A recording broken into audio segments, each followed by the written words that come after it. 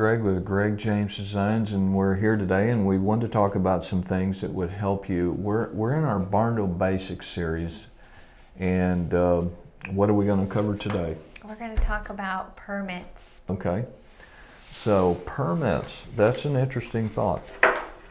So what are some ideas we want to talk about on our permits? Yeah, well, first of all, do you need a permit? That's a good question. A lot of our barndos are built out in rural areas.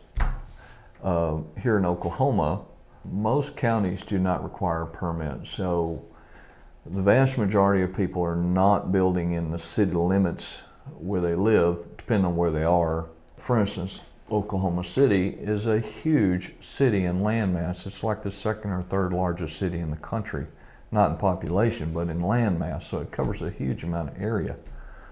So people building well in the country find themselves building in the city limits, and so therefore they have to get a permit.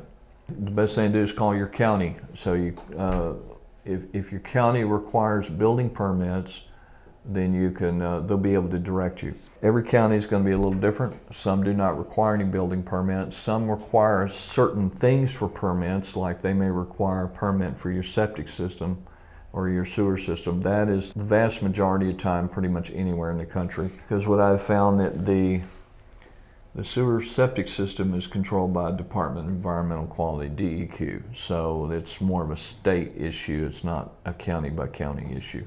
So a lot of times you have to get a permit for your septic system. You may have to get a permit for your well if you're putting a water well in, drilling a well. If you have rural water in front of your property, you'll probably have to get a permit to tap the water line. So there may be certain permits required, but not necessarily a building permit. Okay, so yeah. Okay. So. Awesome. And what would someone need for a permit? If you go to your permit authority, so let's say you don't need a city permit, but your county requires one. Most of the time they're going to have a list of requirements for your permit, okay? And you just follow that requirement. So basically what we're going to provide you is a set of architectural plans. So we're going to give you the basic set of architectural drawings, but many times you're going to need engineering. If you're doing a steel building of some sort, many times the building itself will have to be engineered stamped. So in other words, an engineer has reviewed the steel plans and has signed off and stamped it. A lot of times you'll need a foundation plan that's engineered and stamped. You'll need a site plan a lot of times, which we can help you with that in most situations. So, but sometimes the site plan is required to be sealed, and so that simply means you actually hire a civil engineer to do that. Okay, and so those are some basic things. I have found that in the more western part of the country, they have a lot more environmental laws and stuff, and so you have to have all these additional environmental certificates and stuff that have to be done. Determine what kind of windows you put in, how well your house is insulated.